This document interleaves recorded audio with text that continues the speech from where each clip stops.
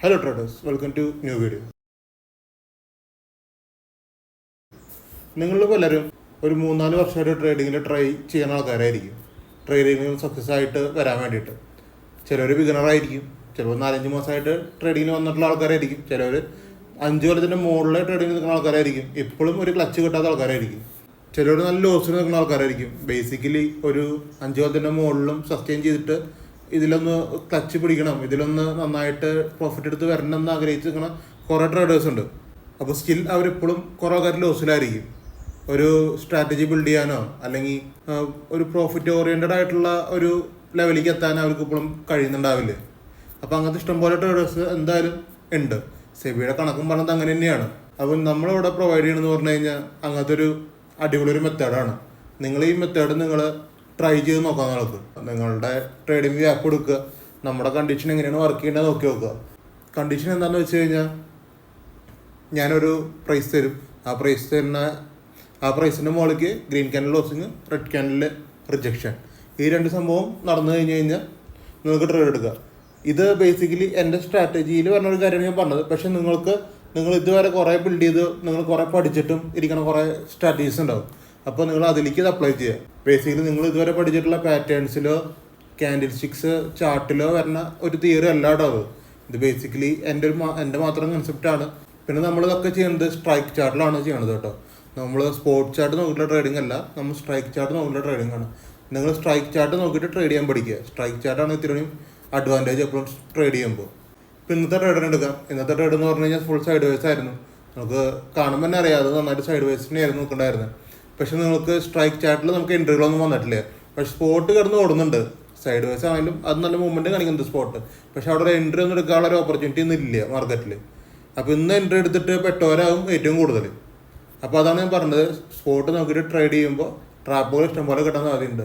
പക്ഷേ സ്ട്രൈക്ക് നോക്കി ട്രേഡ് ചെയ്യുമ്പോൾ ഇഷ്ടംപോലെ ട്രാപ്പൊന്നും നമുക്ക് ഒഴിവാകാൻ പറ്റും.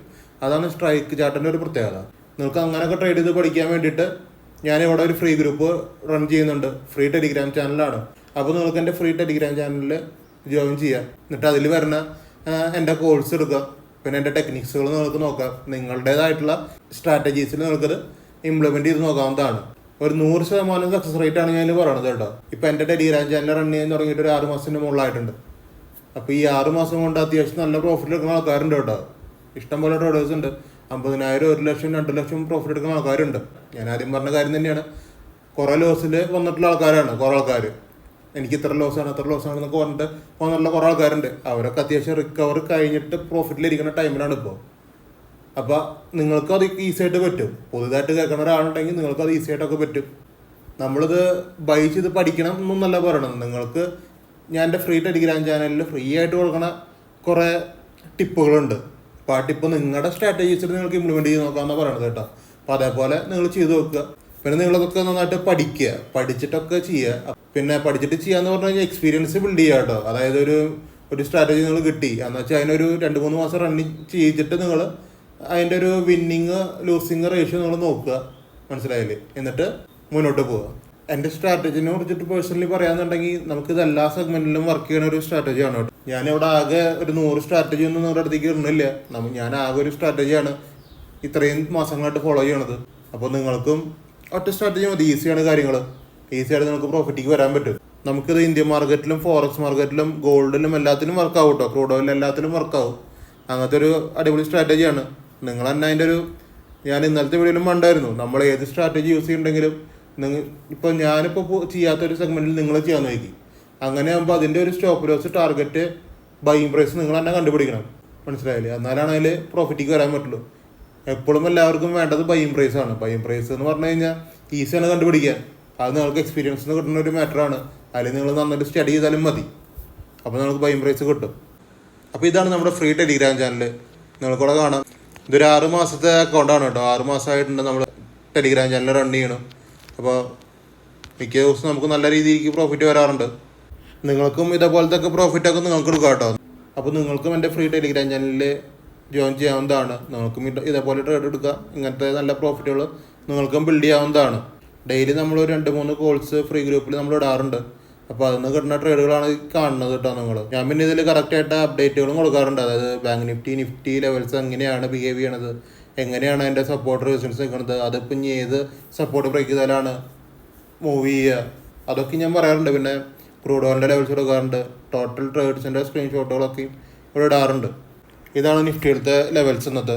നിഫ്റ്റി ഭയങ്കര സ്ട്രഗ്ലിംഗ് ആണ്. ഇവിടെ നിന്ന് ഇത്രയും മൂവ്മെൻ്റ് ഒക്കെ കാണിച്ചിട്ടുണ്ടെങ്കിൽ കൂടി, ഇപ്പോൾ ഇത്രയും മൂവ്മെൻറ്റ് നിഫ്റ്റിയിൽ പോയിട്ടുണ്ടെങ്കിൽ കൂടി, ഇത്ര ക്യാൻഡിൽസ് വരുന്നുണ്ട് നിഫ്റ്റിക്ക്. പക്ഷേ എന്ന് വെച്ച് കഴിഞ്ഞാൽ ഇതിലൊന്നും നമുക്ക് സ്ട്രൈക്കിൽ വലിയ മൂവ്മെൻ്റ് ഒന്നും കാണാൻ പറ്റില്ല കേട്ടോ. അതാണ് ഇതിൻ്റെ ഉള്ളത്തെ ഒരു ഗെയിം. സ്ട്രൈക്കിൽ നമുക്ക് കാണാൻ പറ്റില്ല. ഇതൊക്കെയും സെല്ലേഴ്സിൻ്റെ ഏരിയയിലാണ് സെല്ലേഴ്സിന് അനുകൂലമായിട്ടുള്ള മാർക്കറ്റ് ഉണ്ടായിരുന്നത്. അപ്പോൾ സ്ട്രൈക്ക് ചാർട്ടിൽ നിങ്ങൾക്ക് വലിയ മൂവ്മെൻ്റ് ഒന്നും കാണാൻ പറ്റില്ല. നിഫ്റ്റി ഇപ്പോൾ സ്റ്റാർട്ട് ചെയ്തിട്ട് 22,809 22,936 വരെ വന്നിട്ടൊക്കെ ഉണ്ട്. 100 പോയിൻറ്റ് മൂവ്മെൻറ്റ് നിഫ്റ്റി വന്നിട്ടുണ്ട്. പക്ഷേ എന്ന് വെച്ച് കഴിഞ്ഞാൽ നിങ്ങൾക്ക് സ്ട്രൈക്കിലൊന്നും ഇതിന് മൂവ്മെൻറ്റ് കിട്ടില്ല. ബേസിക്കലി അതാണ്. നിങ്ങൾ എപ്പോൾ നോക്കി സ്പോട്ട് ചാർട്ട് നോക്കി ട്രേഡ് ചെയ്യുന്ന ആൾക്കാർക്ക് സ്ട്രൈക്ക് ചാർട്ടിൽ ഈ മൂവ്മെൻറ്റ് കിട്ടാത്തതിൻ്റെ പ്രശ്നം, സ്ട്രൈക്കിനൊക്കെ എല്ലാത്തിനും ഓരോ പ്രൈസ് റേഞ്ചിലുണ്ട്. ആ പ്രൈസ് റേഞ്ചിൻ്റെ മുകളിലേക്ക് വന്നാലാണ് ഇതിന് മൊമെൻറ്റം വരുള്ളൂ. ആ മൊമെൻറ്റാണ് നമ്മൾ ട്രേഡ് ചെയ്യണത്. നിങ്ങൾക്കതൊക്കെ ഈസിയായിട്ട് പഠിക്കാവുന്നതാണ് കേട്ടോ. നിഫ്റ്റി ചാർട്ടായിരുന്നു അങ്ങനെ. ബാങ്ക് നിഫ്റ്റി ഇങ്ങനെയാണ്. ബാങ്ക് നിഫ്റ്റി രാവിലെ തന്നെ ഒരു റെസിസ്റ്റൻസിൻ്റെ മുകളിലാണ് ഓപ്പൺ ചെയ്തത്. പിന്നെ അവിടെ നിന്നൊരു റെസിസ്റ്റൻസ് ബ്രേക്ക് ചെയ്ത് പിന്നെ അവിടെ കൺസോളിഡേറ്റ് ചെയ്ത് നിൽക്കുകയാണ് ബാങ്ക് നിഫ്റ്റി ചെയ്യണത് കേട്ടോ. ബാങ്ക് നിഫ്റ്റിയിൽ നമുക്ക് ട്രേഡ് വന്നിട്ടുണ്ടായിരുന്നു. ഒരു 60-70 പോയിൻറ്റ് ഈസി ആയിട്ട് കിട്ടുന്ന ട്രേഡുകളൊക്കെ ബാങ്ക് നിഫ്റ്റിയിൽ വന്നിട്ടുണ്ട്.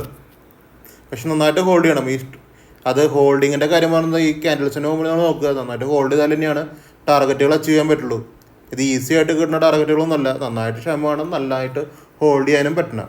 നമുക്കാകെ ഈ 4 സ്ട്രൈക്കിലായിട്ട് ഉണ്ടായിരുന്നുള്ളൂ. 22,800 പി, 22,850 സി, 49,400 സി, 49,300 പി. ഇത്രയും സ്ട്രൈക്കിലാണ് ട്രേഡ് ഉണ്ടായിരുന്നത്. ഞാൻ ഇന്നലെ പറഞ്ഞിട്ടായിരുന്നു നിങ്ങളുടെ അടുത്ത്. ഇന്നലത്തെ വീഡിയോ കണ്ടവർക്ക് അറിയാം. ഞാൻ ഇന്നലെ പറഞ്ഞതെന്താണെന്ന് വെച്ച് കഴിഞ്ഞാൽ നിഫ്റ്റി ഒരു സി സൈഡിൻ്റെ മൂവ്മെൻറ്റാണ് കാണിച്ചുകൊണ്ടിരിക്കുന്നത്. അതായത് ഒരു റിവേഴ്സലിനെയാണ്, റിവേഴ്സൽ തന്നെ പറയാം.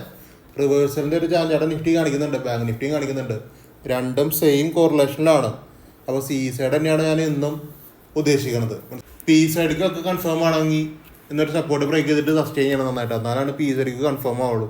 അതുവരെ സി തന്നെയാണ്. നമുക്ക് സിയിലേക്കാണ് ട്രേഡിൽ കിട്ടിയിട്ടുള്ളൂ. നമുക്ക് ഫസ്റ്റ് കിട്ടിയ ട്രേഡ് ഇതാണ്. 22,850 സി ആണ്. ഡേറ്റ് നിങ്ങൾ നോക്കുക, 19-ാം തീയതിയാണ്. ആദ്യത്തെ 2 മിനിറ്റ് ക്യാൻഡിലെ പയ്യേഴ്സ് ക്ലോസ് ചെയ്തു. 3-ാമത്തെ മിനിറ്റിൽ സെല്ലേഴ്സ് റേഷൻ വന്നു.